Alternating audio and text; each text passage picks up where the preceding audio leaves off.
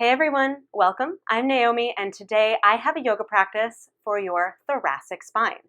So if you're not sure where your thoracic spine is, your thoracic spine are the 12 vertebrae that are in between your lumbar spine, your low back, and your cervical spine, which is the vertebra of your neck.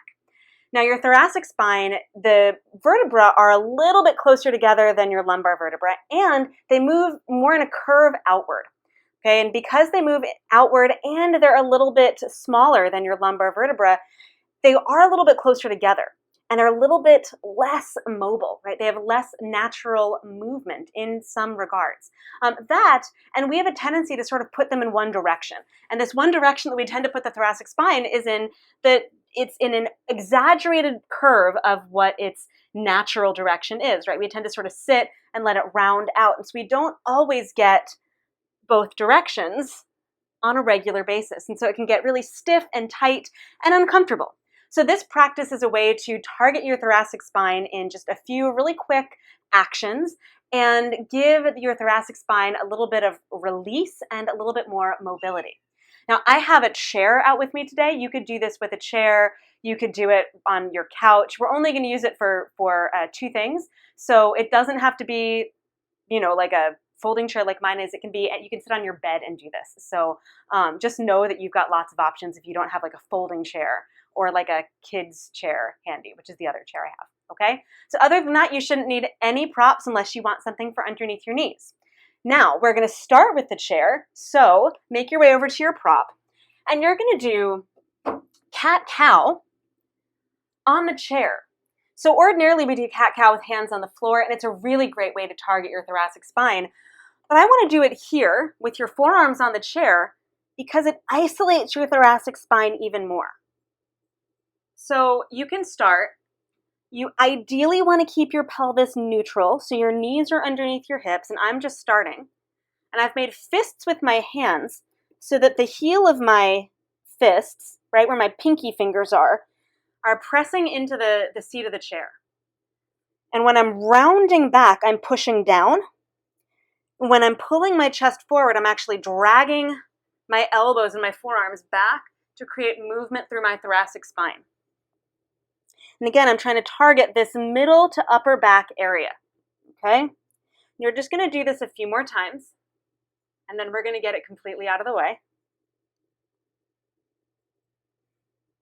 Okay, so a little bit of cat-cow, more upright. And I can feel it already. The longer I do this, the more I'm like, oh yeah, hello thoracic spine. Okay. And then let that go, and you can move the chair out of the way. We'll come back to it a little bit later. But first, I want you to come onto your hands and knees, palms on the floor, and extend your left leg straight out to the left. Okay, bring your left hand behind your head. So right palm is on the floor, left hand is behind your head. Press your head into your hand and turn your chest up. Now, as you do this, your right arm is going to stay stable. Right shoulder stays back. Open up, and then take your elbow all the way down and towards your right forearm. And then repeat it. Open it up and down. Open it up, elbow toward the ceiling, and down. And having your left leg out just gives you a little bit more room to move. And down. Left elbow up. And down. Now you can certainly try it, pulling your left knee in and lifting your left elbow up where it's tighter, and down. Left elbow up and down. And think of this action, you're not pulling from your elbow, you're pressing your head into your hand, which will slide your left shoulder blade back more, and in keeping your right arm stable, not letting your shoulder come with you, you're moving, you're mobilizing your upper back, and then down. Okay, now place your left hand on the ground, because it's a lot of work. Extend your right leg out, and you're going to do the same thing on the second side. So right hand behind your head, press your head into your hand, open up through your elbow, and then pull all the way down, elbow towards your forearm. Press up, hand is behind your head, so you're pressing your head back, and pull down. Press up, elbow up, keep your left arm stable, and pull all the way in and down. Press up, not moving from your elbow, but from your shoulders, and down. Now, if you want to create a little bit more challenge, pull your right knee back in, go up. Ooh, it's tighter. Elbow in. Press up through your elbow. Come on in. Press up through your elbow, but really working your shoulders and coming in. Last time, press up, head into your hand, and that'll move your shoulder back. And if you keep your left arm bone stable, really pull back with your shoulder, you get that across your shoulder blades and down. Whew, whew. Then place your right hand on the floor. That's no big deal. I know, it's minor. Okay, now take your left leg forward into a lunge. Okay, right knee is down. You're going to follow the same principles here. Okay, place your left hand behind your head. Okay, now press your head up and open it up, and then lower your elbow all the way down and across. Elbow towards your right forearm if you can. And then press up, elbow goes up, open up, and then go across. Press your head into your hand, open up through your chest, and go across. Press it up, elbow up, root back through your right arm and your shoulder, and go across. Now you can also do this with your arm straight. So reach your right arm straight up, and then take your right arm straight across your left. Reach your right arm up, and then take your arm straight across. So again, you're not really moving from your arm. You should be moving from your shoulder joints. My arm isn't the one that's moving, my shoulders are moving. And then go all the way across. One more time. Right arm goes up, up, up, and then all the way across, and then let it go. And I'm going to turn around to the other side. Right leg is forward, left knee is down. Okay? Same idea. So you can be up on your fingertips or down on your left palm, whichever feels more stable for you. I like being on my fingertips because it just gives me a little bit more space in my shoulder joint, but I still want to keep that arm bone back. So press your head up into your hand, your head into your right hand, and then pull your elbow down towards your forearm. Then repeat it. Press up, elbow up, and go all the way down. Elbow towards your forearm. Press up, and then all the way down. Press up, and all the way down. Now, if you'd like to add the arm, extend your right arm up, and then take it all the way across. Right arm up, and take it all the way across. Keep your legs steady. Right arm goes up. Move from your shoulder joints, not from your hand, and take your arm across. Okay, one more time. Right arm goes up, and then take it all the way across in front of your left arm, and then let that go. Okay? And that's just, again, another way I can feel it already loosening up through my shoulders. Okay, now the last thing that you're going to do, and this is where I have a couple of different height options for what your body might need. Okay, so you can start on a chair that's higher up, or your bed, your couch, whatever. Feet are on the floor, hands behind your head.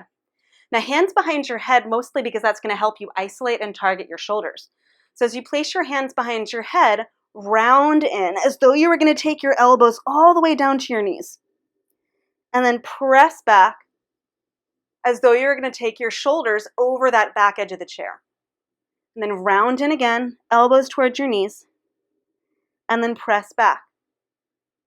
Now you want to be really careful, and the reason your hands are behind your head is so that you're not just like flinging your arms everywhere, and you're not moving from your head. You're using your head to open up through your shoulders in both directions. Okay? Now if you like being on the chair, you can stay there. Okay? If you have small people living in your house, and you have smaller sized chairs, you can go lower down.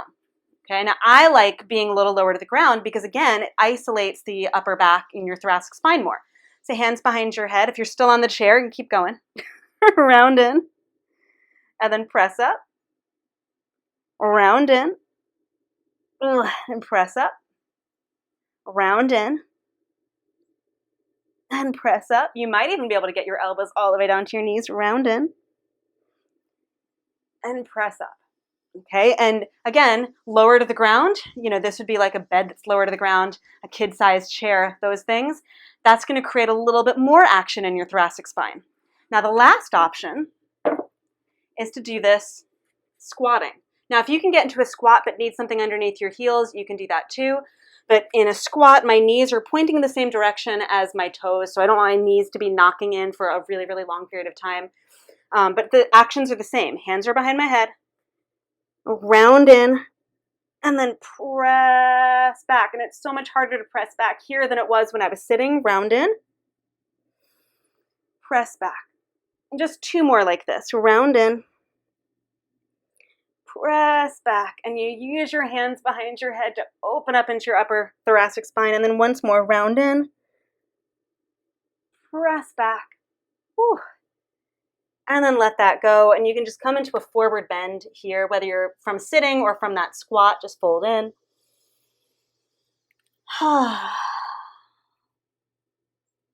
If you take your feet a little bit wider than hip width apart, you can take a nice little twist to bring your right hand to the center of your legs, reach your left arm up. Oh yeah. And after doing all that great thoracic spine opening, this is going to help. It's going to feel like, oh, I've got so much more room to move here. Left hand goes down, right arm goes up. Oh yeah, it's great. And then left hand goes down and push through your legs and come all the way up to stand. Okay, so those are just a few ways that you can target your upper back, your thoracic spine, to create more mobility in both directions. So not just enhancing the rounding, but also creating a little bit of movement inward, right? So I hope that you enjoyed that. I hope that it created a little bit more freedom and unstuck your upper back so that you feel a little bit of relief and, like I said, more freedom there. Let me know what you think of this practice in the comments below. And as always, I love that you take the time to practice with me. It means so much to me. If there's anything that you want to see on this channel, by all means, please let me know in the comments as well so that I can create a practice for you too. This practice was actually suggested. This was requested by somebody who views this channel. So Emma, if you're watching, thank you for this incredible suggestion. I hope that you like it. And I hope to see you again on the mat really soon. All of you, not just Emma, all of you. Thank you all for being here with me on the mat. All right, until next time, bye.